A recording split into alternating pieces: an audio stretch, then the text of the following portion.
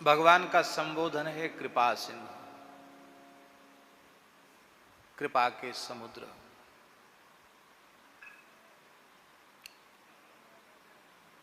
कृपा के समुद्र कहने का भाव ये है कि समुद्र की एक बूंद किसी को मिल जाएगी तो उसे समुद्र का क्या घाटा है।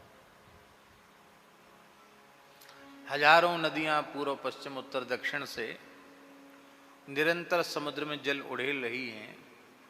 अपार जल राशि है समुद्र में, उसकी एक बूंद किसी को मिल भी जाएगी तो समुद्र का क्या घाटा है। हे नाथ, आपकी तो एक बूंद भी खर्च होने वाली नहीं है।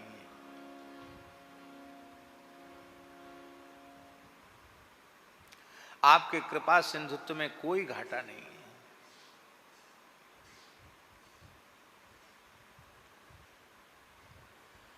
क्योंकि वस्तुतः एक बूंद की आवश्यकता ही नहीं है।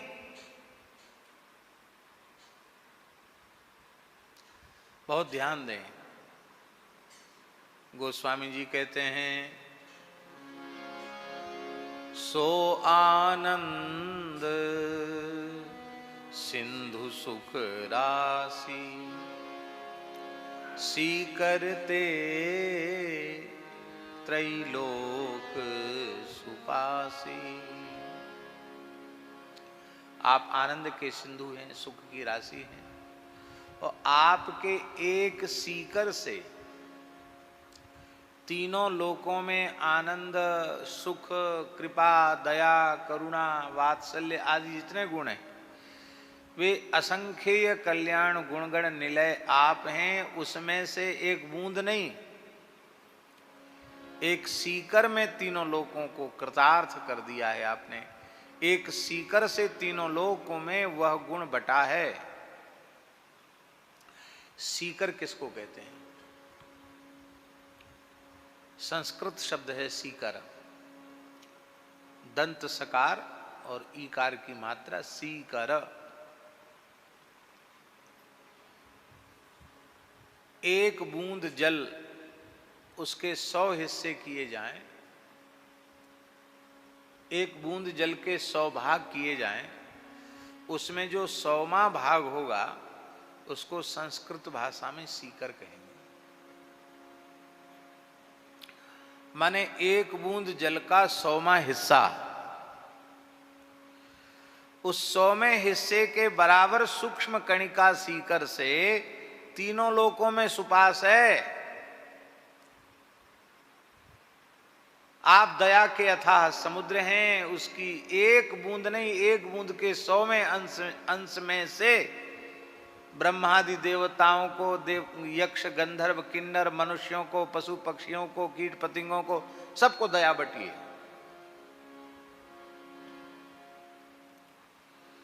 प्रत्येक गुण के अगाध समुद्र हैं आप।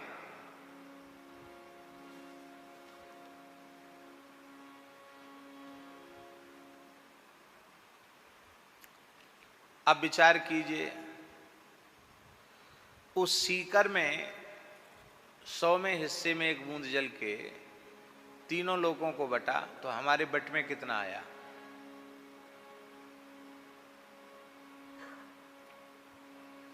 है किसी के पास पैमाना नापने का? है कोई यंत्र? उससे भी सूक्ष्म कृपा आपकी मिल जाए हमें तो हम कृतार्थ हो जाएंगे।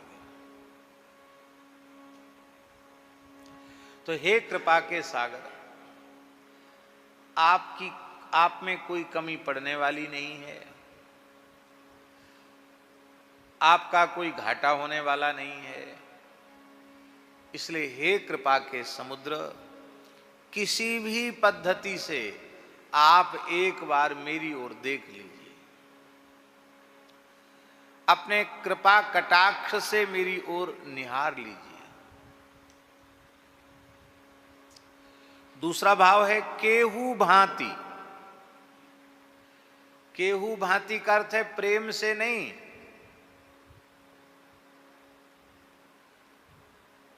क्रोध की दृष्टि से भी देखना चाहें आपकी प्रसन्नता यदि इसमें, वैसे आप देख लीजिए, प्रेम से देख लीजिए, क्रोध से देख लीजिए, वात्सल्य पूर्वक देख लीजिए, दया पूर्वक देख लीजिए, कृपा पूर्वक देख लीजिए, मात्सर्य तो होगा क्या, बाकी और कोई भी प्रकार से देखना बनता हो तो वैसे देख लीजिए। तो भाई क्रोध पूर्वक देख लीजिए, इसका क्या प्रयोजन है भाई? प्रेम पूर्वक देखना और क्रोध पूर्वक देखना, इसमें कोई अंतर नहीं है। हाँ, अंतर है। संसार के व्यवहार में संसारियों की दृष्टि में अंतर है, किंतु जिसकी ओर ठाकुर जी ने क्रोध पूर्वक देखा हो, ऐसे किसी जीव का अहित हो गया हो, अनिष्ट हो गया हो, अशुभ हो गया हो, सो उदाहरण देकर के बताओ। निर्वाण दायक क्रोध जाको, आपका कोप भी कल्याणकारी है, निर्वाण देने वाला है, जन्म मृत्यु के चक्र से छुड़ाने वाला है। इसलिए हमारे यहां संतों में कहावत प्रसिद्ध है, खीजे दीनो अभय पद, खीजे दीनो अभय पद, रीझे दीन्ही लंक, अधा धुंध दरबार है, रहुरे जीव निशंक। भगवान के सारे निशंक होकर के रहो, अधा धुंध दरबार है। तो केहू भांति किसी भी प्रकार से आप मेरी ओर देख लीजिए। क्यों देख लीजिए? इसलिए देख लीजिए क्योंकि मोको और ठोर ना।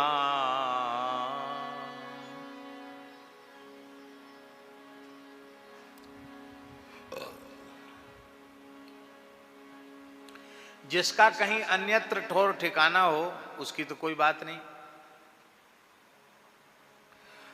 और जिसका ठौर ठिकाना केवल आपके श्री युगल चरण कमल ही हो,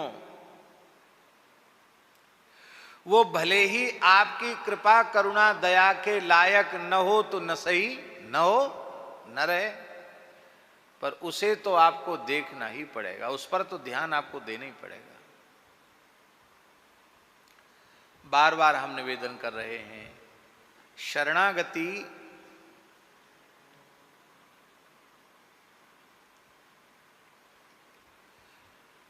शरणागति का स्वरूप ही अनन्याश्रय है।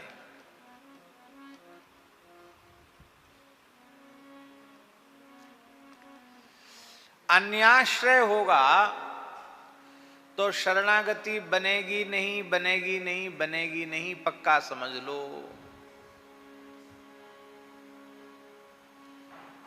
वाणी से भी अन्याश्रय नहीं होना चाहिए।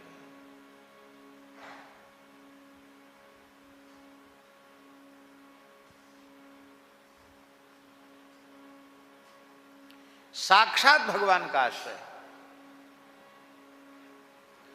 उसका हेतु यह है कि प्रेम गली अति सांकरी, या में द्वय न समाए।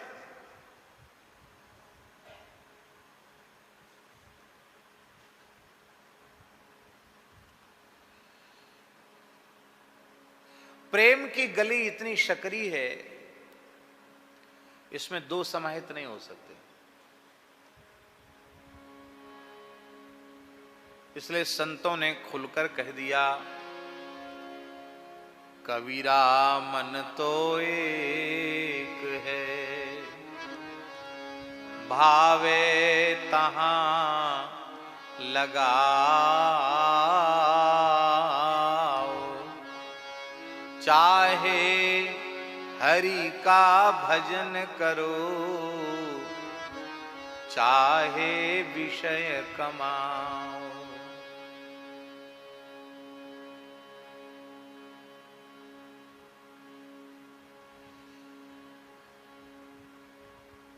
हसब ठठाव फुलाइव गालू, ठहाका लगाकर हंस भी लो और गाल भी फूले रह जाएं, संभव है?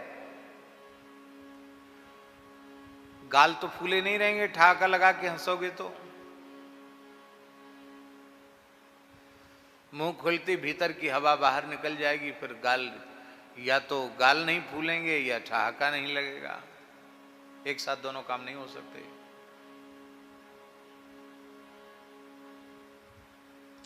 भजन के 3 सूत्र हैं। पूज्य श्री मोटे गणेश वाले महाराज जी का वचन। त्रिसूत्री है भजन की। इसमें जाति का भेद नहीं है, लिंग का भेद नहीं है, अवस्था का भेद नहीं है, संप्रदाय का भेद नहीं है, आश्रम का भी भेद नहीं है।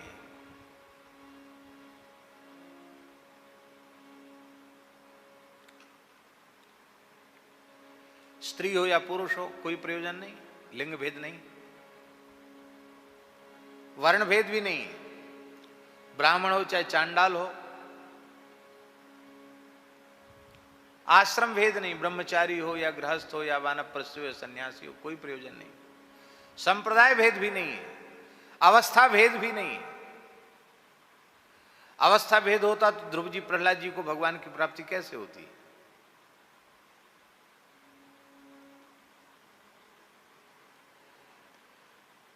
किसी वर्ण का हो, किसी आश्रम का हो, किसी अवस्था में हो, किसी स्वरूप में हो, किसी परंपरा में हो, कैसा भी क्यों न हो, यदि वो भगवान की प्राप्ति इसी शरीर से इसी जन्म में करना चाहता है, भजन के पथ पर चलना चाहता है ईमानदारी से, तो उसके 3 सूत्र हैं।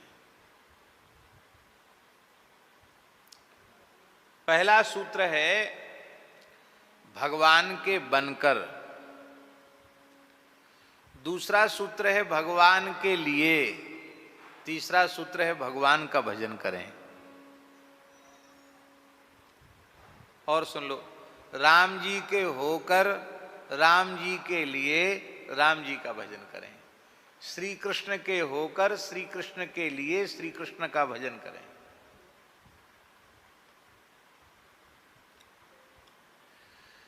सबसे पहली शर्त है भगवत संबंध सुदृढ़ हो।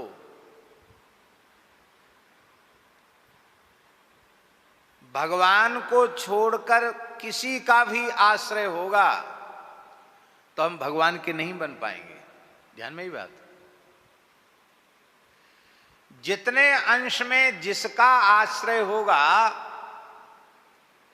उसके होंगे उतने अंश में हम। सर्वांश में जो अन्याश्रय विहीन है वो पूरी तरह भगवान का हो जाएगा। इसलिए हे नाथ, हे मेरे नाथ, आप ही एकमात्र मेरे हैं और मैं आपका हूं। इस बात पर श्रद्धेय स्वामी राम सुखदास जी महाराज बहुत जोर देते थे। भगवान के होकर मेरे तो गिरधर गोपाल ठीक है, मेरे तो गिरधर गोपाल ठीक है, पर इसके साथ ये भीतर से हृदय से कहना पड़ेगा दूसरों न कोई। मेरे तो गिरधर गोपाल सब कहते हैं, हम भी कह रहे हैं, पर दूसरों न कोई। हमारे तो दूसरे दूसरे बहुत हैं, दूसरों न कोई।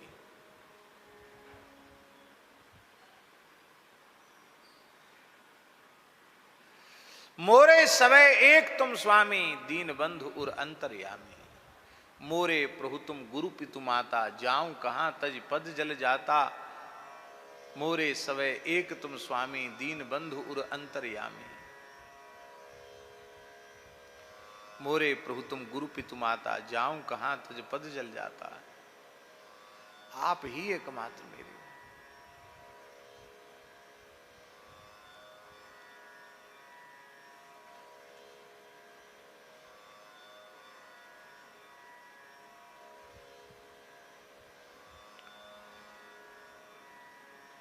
श्री वृंदावन विहारी।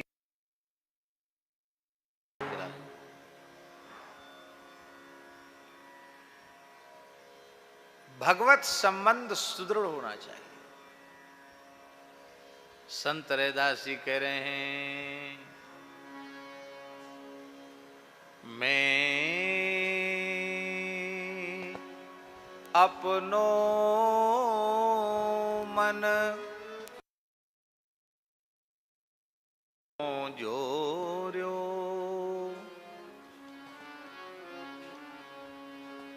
मैं अपनो मन हरि सो जोर्यो। हरि सो जोरी सवन सो तोर्यो।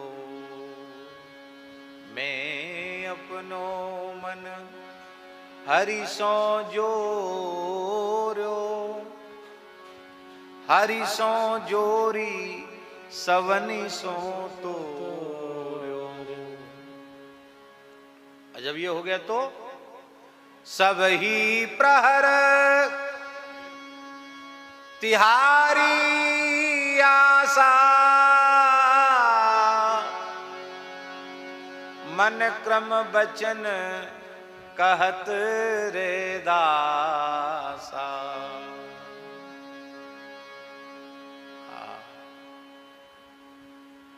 भगवत संबंध सुदृढ़ हो जाए। बहुत ध्यान से सुने। सनातन धर्म की उपासना पद्धति में अन्याश्रय है ही नहीं, क्योंकि एक ही भगवान अनंत रूपों में है। अनेक रूप रूपाय विष्णवे प्रभ विष्णवे।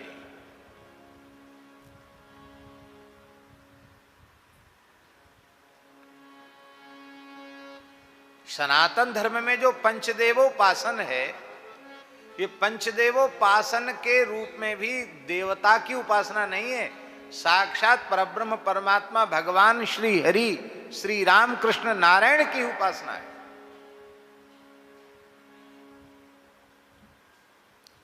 त्वं ब्रह्मा त्वं विष्णुस्त्वं रुद्रस्त्वं इंद्रस्त्वं अग्निस्त्वं वायुस्त्वं सूर्यस्त्वं चंद्रमास्त्वं ब्रह्म भूर्भुवस्वरो त्वमेव प्रत्यक्षं ब्रह्मासि त्वमेव प्रत्यक्षम तत्त्वमसि।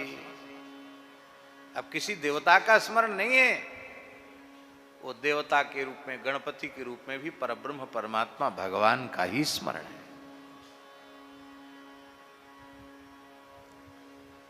सर्वे देवावै देवी मुपतस्थु काशित्वम महादेवी थी।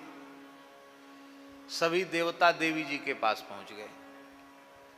बोले हम तो आपका दर्शन कर रहे हैं, आपके बारे में जानते तो है ही नहीं, आप अपना परिचय दो, आपका स्वरूप क्या है। सा ब्रवीत अहम ब्रह्मस्वरूपिणी मत्तः प्रकृति पुरुषात्मकम जगत शून्यम चा शून्यम च अहम आनंदानंदे अहम विज्ञाना विज्ञाने इत्यादि प्रकार से। अब वहां भगवती जो अपने स्वरूप का निरूपण कर रही हैं, उसमें देवी के स्वरूप का निरूपण नहीं है, परब्रह्म के स्वरूप का निरूपण है। क्योंकि गणेश के अंतर्यामी भी तो राम जी ही हैं। भगवती के अंतर्यामी भी राम जी ही हैं। सूर्य के अंतर्यामी भी राम जी ही हैं। शिव जी के अंतर्यामी भी राम जी ही हैं। और राम जी के अंतर्यामी भी राम जी ही हैं। ऐसी दृष्टि जिसे प्राप्त हो जाएगी, वो जहां भी प्रणाम करेगा, जिसकी भी पूजा करेगा, वो भगवान की पूजा हो जाएगी। और ऐसी ज्ञान दृष्टि विवेक दृष्टि जिसे प्राप्त नहीं भई है, उसके लिए दूसरा साधन है। एक आराध्य इष्ट के रूप में भगवान को स्वीकार करो। बाकी सब देवी देवता भगवान के अंग उपांग हैं। जैसे अंग उपांग के आदर से अंगी का आदर होता है, अंग उपांग के तिरस्कार से अंगी का तिरस्कार होता है, ऐसे हम किसी का भी तिरस्कार करेंगे तो वो भगवान का तिरस्कार होगा, हम किसी का भी आदर करेंगे तो भगवान का आदर होगा। एक ही पद्धति है। पतिव्रता नारी पति स्थान पर पति को स्वीकार करती है, और बाकी आदर सम्मान सेवा पूजा अर्चना सबकी करती है। सास ससुर की नहीं करती सेवा क्या? जेठ देवर की भी सेवा करती है। और कौन कौन होते हैं? नंदेव होते हैं, और जाने फूफा मौसा कौन कौन से नाते, मामा, कौन कौन से नाते रिश्ते हैं, तो सबकी सेवा करती है। घर में कोई भी अतिथि आ जाए, पति के इष्ट मित्र आ जाए, उनकी भी सेवा करती है। अथवा कोई अपरिचित भी आ जाए तो भी पति के संबंध से कि इनके गृहस्थाश्रम का धर्म नष्ट न हो जाए, अतिथि निराश होकर चला जाए तो मेरे पति का धर्म नष्ट हो जाएगा, इसलिए उस अपरिचित व्यक्ति को भी अन्न जल आदि देकर के तृप्त कर देती है। पर उसकी प्रत्येक क्रिया के मूल में केंद्र बिंदु के स्थान पर पति ही है, दूसरा नहीं। वो जो कुछ करती पति के लिए करती है। ब्रज की कुमारी कन्याएं भगवती कात्यायनी का पूजन करती हैं, लेकिन भगवती कात्यायनी का पूजन करते हुए भी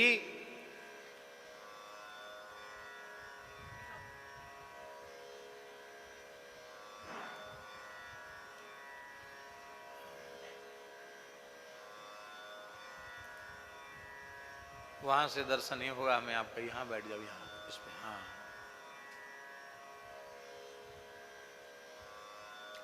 हाँ, उधर ही चले जाओ, जाने दो, ठीक।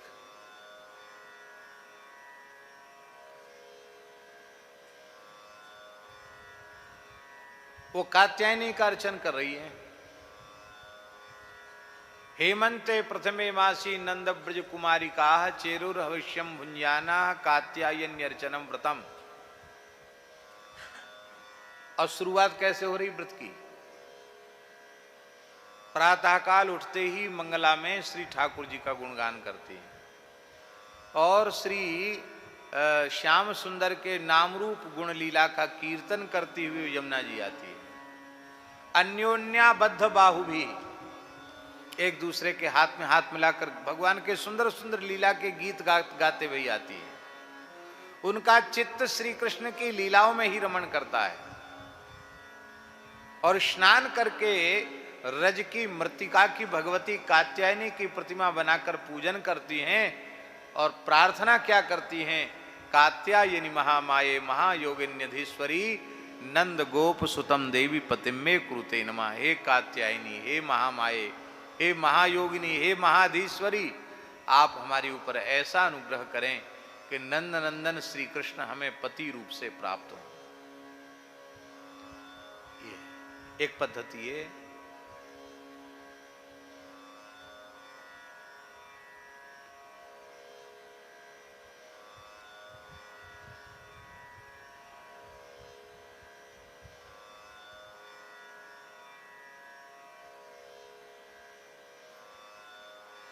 भेद दृष्टि का त्याग बहुत आवश्यक है।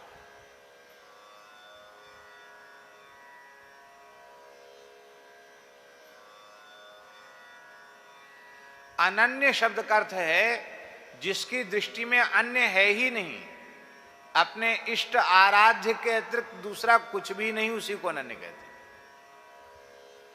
इसलिए श्री हनुमान जी को राम जी ने अनन्यता की परिभाषा समझाते हुए कहा, सो अनन्य जाके असिमत टरे हनुमंत, मैं सेवक सचराचर रूप स्वामी भगवंत। सचराचर, चर अचर सारी सृष्टि भगवान का स्वरूप है, तो भगवान को छोड़ के दूसरा है ही नहीं।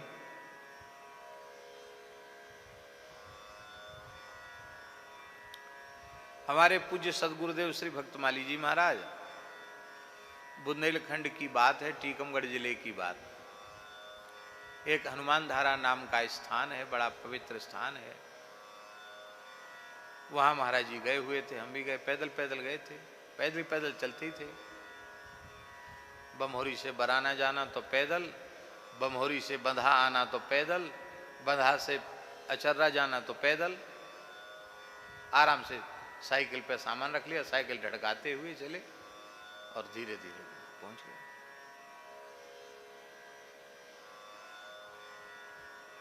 हम लोग खूब पैदल चले महाराज जी के साथ।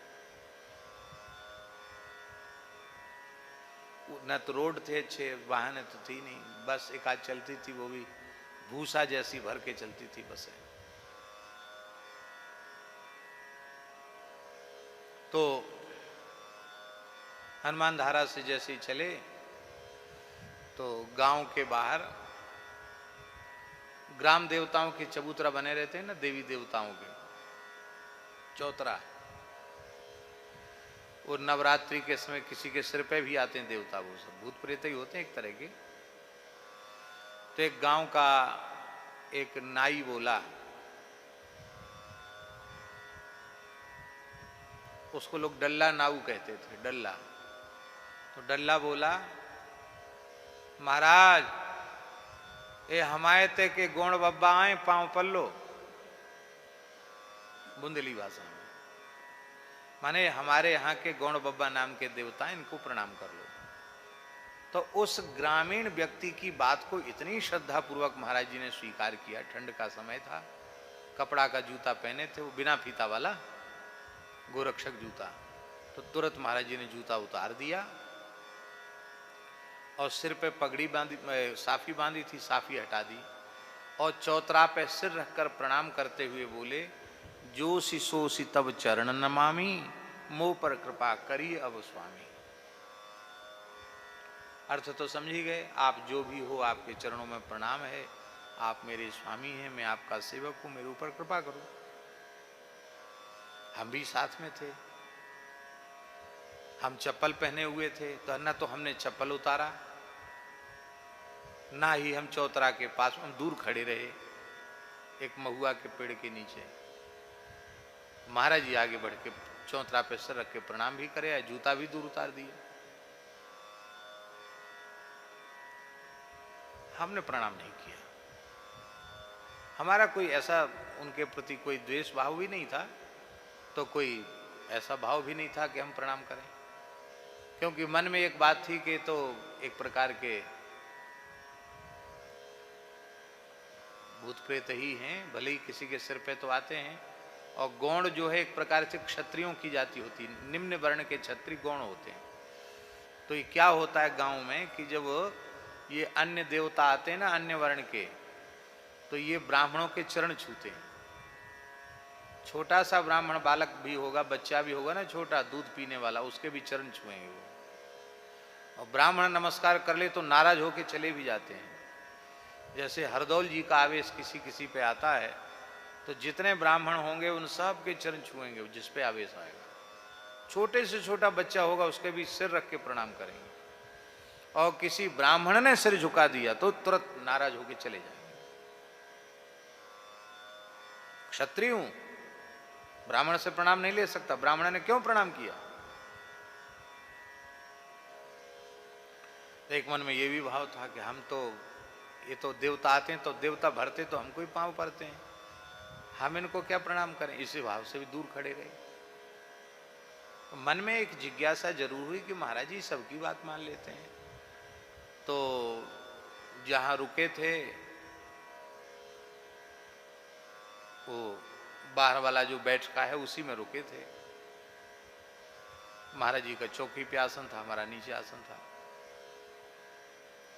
तो सायंकालीन संध्योपासन के बाद हमने महाराज जी से कहा, महाराज जी एक बात पूछें। हाँ पूछो। उन्होंने कि महाराज जी वो नाई ने कहा कि वो हमारे यहाँ के गौण बब्बा आपने प्रणाम कर लिया।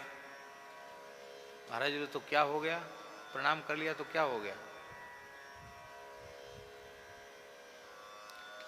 पंडित जी यह बात दूसरों को केवल व्याख्यान करके समझाने के लिए नहीं है, स्वयं मानने के लिए है। जड़ चेतन जग जीव जत सकल राममय जान, बंदऊ तिनके पद कमल सदा जोर जुगपान, सी राममय सब जग जानी करहु प्रणाम दो जोर जुगपानी।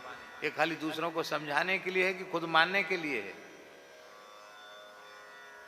नामदेव जी प्रेत का दर्शन करके, प्रत्यक्ष प्रेत सामने प्रकट हो गया और प्रेत का दर्शन करके कहते हैं, आज मेरे आए लंबकनाथ, धरती पांव स्वर्गलो माथो, जोजन भर भर हाथ, शिव सन का दिक पार न पावे, तैसे ही सखा विराजत साथ, नामदेव के प्रभु अंतर्यामी कीन्हो मोही सनाथ। वो प्रत्यक्ष प्रेत में भगवान पंडरीनाथ जी का दर्शन करके और उसकी स्तुति कर रहे हैं। ये तो बेचारे देवता ही हैं, किसी न किसी का भलाई करते हैं, लोगों के मनोरथ पूरे करते हैं। तो भगवत भाव से किसी को भी प्रणाम कर लिया गया, इसमें क्या हानि है?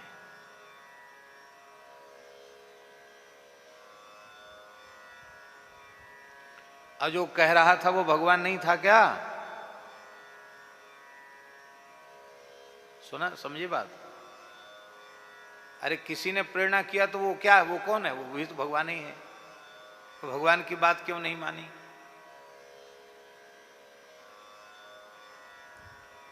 संपूर्ण जगत में भगवत दृष्टि, ये महाराज जी को सिद्ध थी, इसी में वे रहते थे अहर्निश।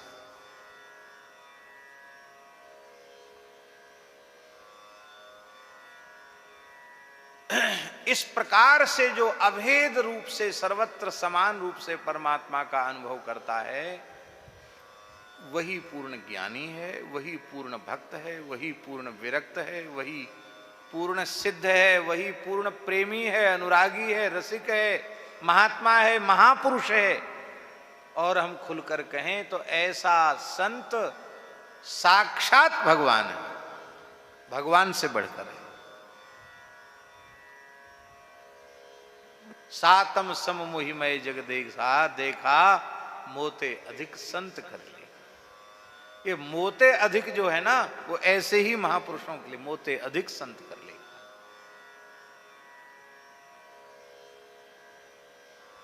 दूसरी दृष्टि है,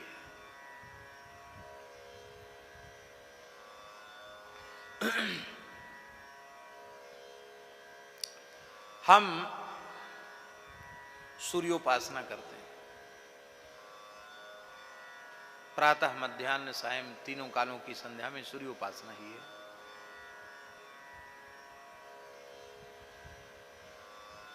सूर्य के रूप में किसकी उपासना करते हैं? सूर्यस्यापि भवेत् सूर्यः, जो सूर्य के भी सूर्य हैं, सूर्य जिनके प्रकाश से हैं और जो सूर्य के भी प्रकाशक हैं। ध्येय सदा सवितृमंडल मध्यवर्ती नारायण सरसिजासन सन्निविष्टः। आदित्य मंडल के मध्य में श्री सीताराम जी का दर्शन करते हैं, आदित्य मंडल के मध्य में श्री राधा गोपाल जी का दर्शन करते हैं, आदित्य मंडल के मध्य में श्री लक्ष्मी नारायण का दर्शन करते हैं।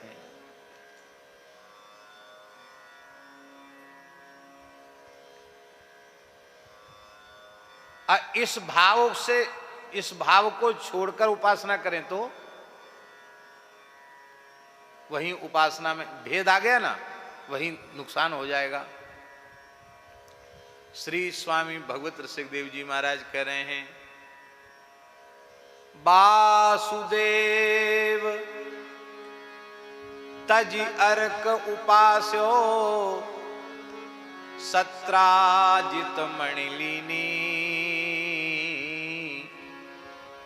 बंधु सहित भयो निधन आपनो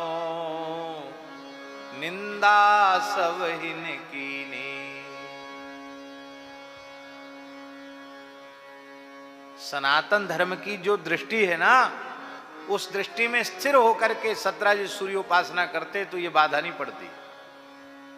सूर्य को तो भगवान मान लिया और जो साक्षात द्वारकाधीश भगवान श्री कृष्ण, उनको कुछ नहीं माना।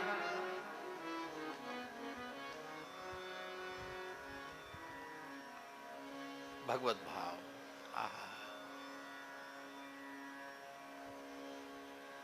व्यक्ति की योग्यता पात्रता कुछ भी नहीं है भगवत भाव के आगे। वृंदा का पति जलंधर दुष्ट दुराचारी राक्षस था, असुर था। उसके मन का स्तर कितना गिरा हुआ होगा, आप विचार कर लीजिए। भगवती जगत जननी जगदम्बा पार्वती को देखकर उसके मन में विकार जागृत हो गया और पार्वती को ही ठगने के लिए शंकर जी बन के पहुंच गया।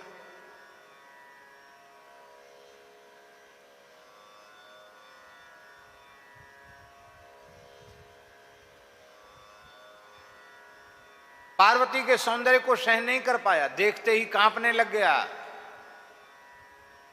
उसका शुक्र स्खलित हो गया। और जब स्खलित हो गया तो पता चल गया कि तो शंकर जी नहीं है, तो असुर है। भगवती अंतर्धान हो गई गुफा में।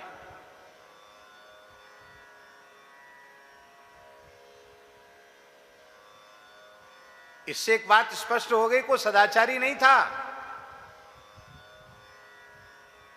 न खान पान पवित्र था, गौ ब्राह्मण संत सबको सताने वाला था, देवताओं की बुद्धि ठिकाने लगाने वाला था। और ऐसे असुर राज जलंधर के प्रति भी महासती वृंदा का पूर्ण पातिव्रत का भाव है, परमेश्वर का भाव है। उस भाव की ऐसी महिमा भई कि महाराज महाप्रलय करने वाले शंकर जी उसके पति को मार नहीं पाए।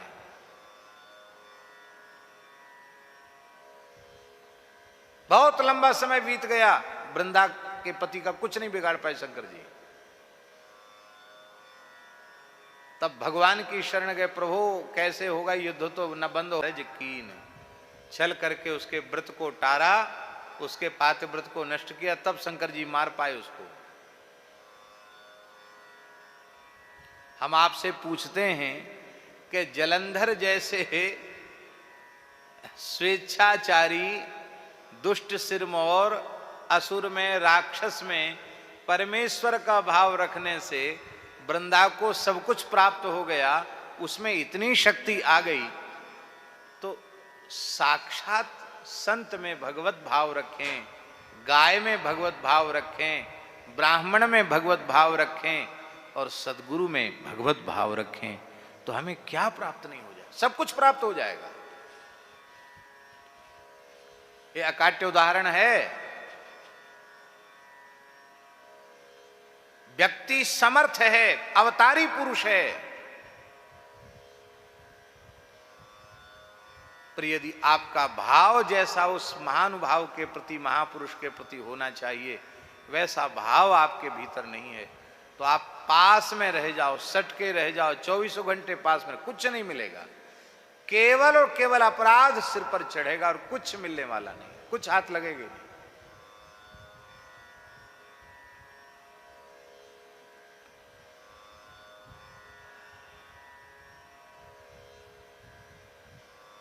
स्वकर्मणा तमभ्यर्च सिद्धिम विंदति मानवा, कि सिद्धिम विंदन्ति मानवा क्या है? हाँ, सिद्धिम विंदन्ति मानवा। प्रत्येक मनुष्य भगवान का अर्चन करे।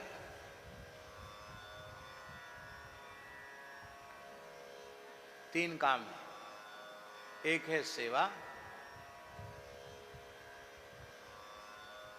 एक है काम और एक है अर्चना। अर्चना माने पूजा है, एक ही चीज, पर भाव के अंतर से, भाव के भेद से वह एक ही वस्तु, उसके तीन भेद हो गए। काम हो गया वही काम हो गया, वही सेवा हो गई और वही अर्चना हो गई। ऐसा न होता स्वकर्मणा तम अभ्यर्च्य। ये अभ्यर्च्य, ये इस पद का प्रयोग भगवान क्यों करते हैं?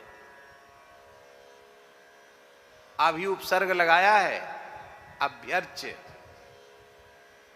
उपसर्ग से धात्वर्थ विशिष्ट हो जाता है।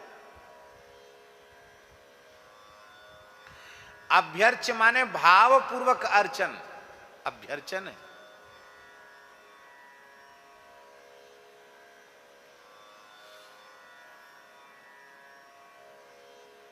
आपने यहां झाड़ू पोछा लगा दिया,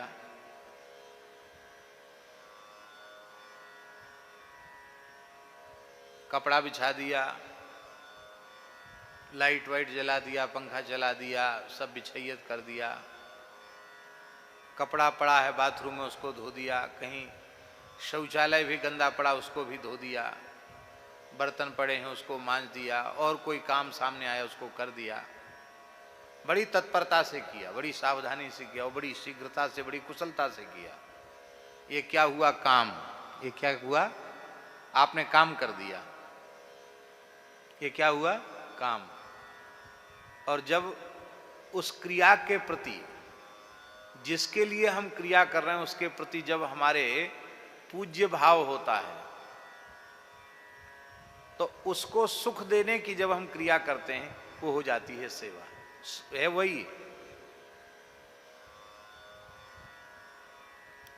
पर हम माता पिता गुरु संत इनके प्रति जो कुछ करते हैं, वो क्या हो जाती है? वो काम तो है ही है, पर वो भाव के कारण उनको सुख देने के हिसाब से वो हमारे पूज्य हैं, उनका काम हमें करना ही चाहिए, उसी में हमारा कल्याण है। इस भाव से हमने श्रद्धा पूर्वक उनका काम किया। वो क्या हो गई? सेव्य को सुख देना जिसमें अभिष्ट है।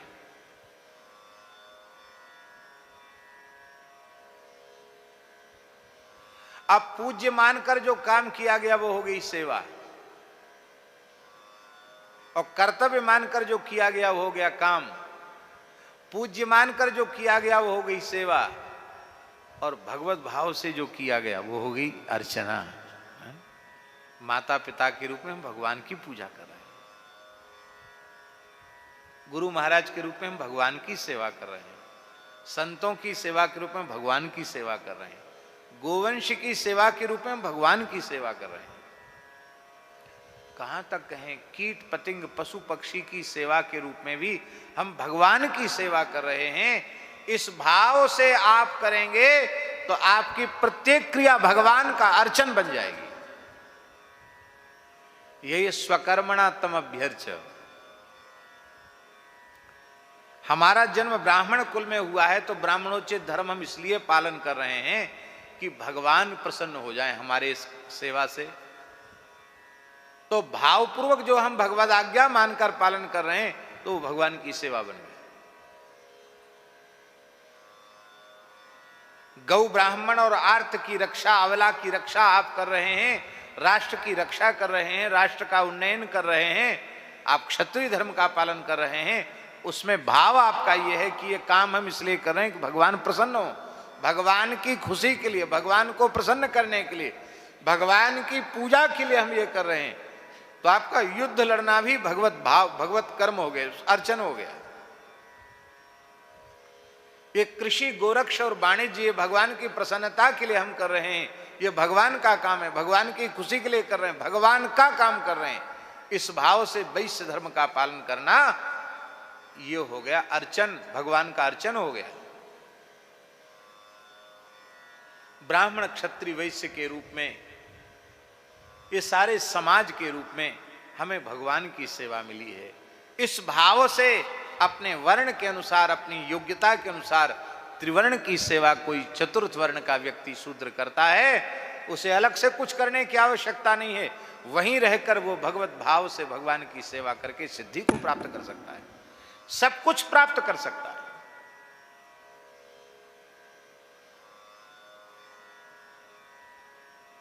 भगवत भाव बहुत जरूरी है।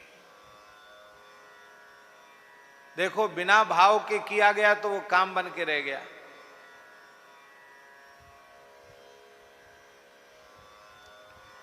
भाव और शुद्ध बना लिया गया तो सेवा बन गई, और भगवत भाव कर लिया गया तो वो अर्चना बन गई। कितनी ऊंची बात है। हमको तो सही बतावें, कई बार मन में खूब विचार चलता है, और हमको लगता है कि सबसे सस्ती चीज यदि पूरे ब्रह्मांड में है तो वो कल्याण है, जीव का कल्याण सबसे सस्ता है, सबसे सस्ता है कल्याण। बस कल्याण की बात समझ में आ जाए, और वो समझ में आ सकती है हरि गुरु संतों की कृपा से, सत्संग से ही समझ में आ सकती है। हम अपने सुख का त्याग करें, सबको सुख पहुंचाने का प्रयास करें, सबकी भगवत भाव से सेवा करें, बड़े छोटे का भेद भी त्याग दें, बस वहीं से काम बन जाएगा।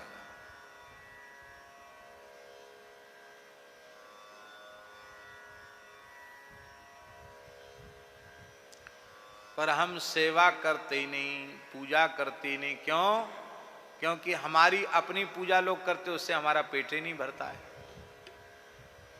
तो जिसको स्वयं की पूजा अच्छी लगने लग जाएगी वो किसी की पूजा नहीं करेगा। जिसको स्वयं को सेवक की आवश्यकता पड़ने लग जाएगी वो किसी की सेवा नहीं करेगा, पक्की बात है। हम प्रवचन कर रहे हैं, पर यदि हमें सेवक की आवश्यकता भीतर से लगती है कि सेवक के बिना हमारा काम नहीं चलेगा, सब चौका लग गया, सब सफाया हो गया। स्वयं दासास तपस्विनः, तपस्वी स्वयं के ही दास होते हैं, उनको किसी दास की आवश्यकता नहीं पड़ती है। अब हम लोग तो सब बिगड़ गए हैं, इसलिए कहते भाई किसी बड़े बूढ़े महात्मा के सामने रहो।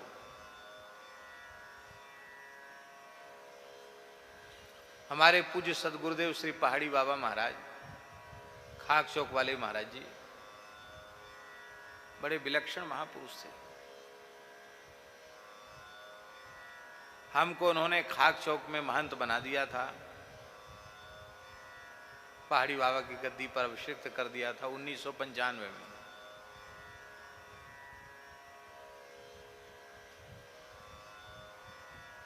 और हमसे भी बहुत स्नेह करते थे, बहुत आदर करते थे, इतना कि महाराज कोई बड़ा भी आकर मेरे बगल में नहीं बैठ सकता था।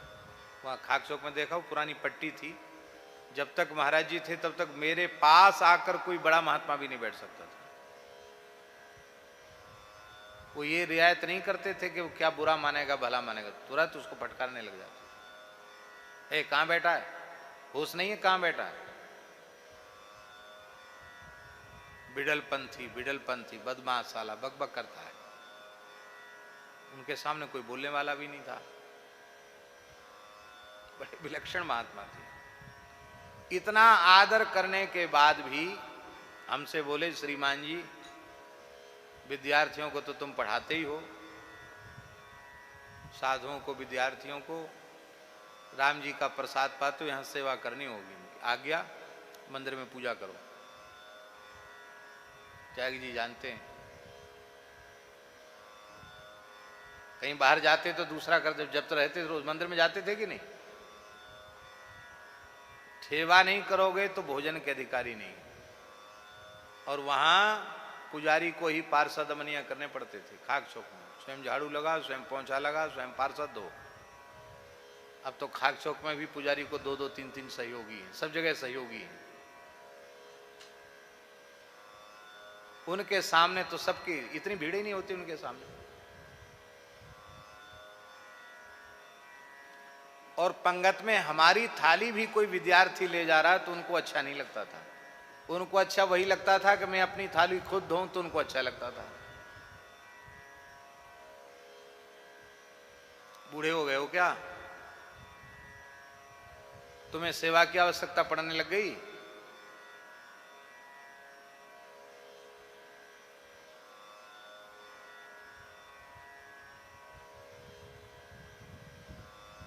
पुराने महापुरुष थे। भाव की कितनी महिमा है कि भाव के कारण वह क्रिया नहीं रह गई, वो भगवान की अर्चना बन गई, भगवान की भक्ति बन गई।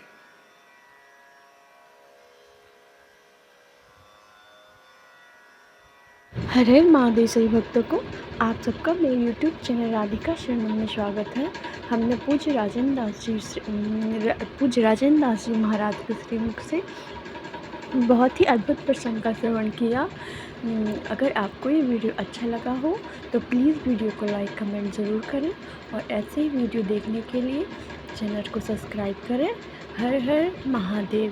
धन्यवाद।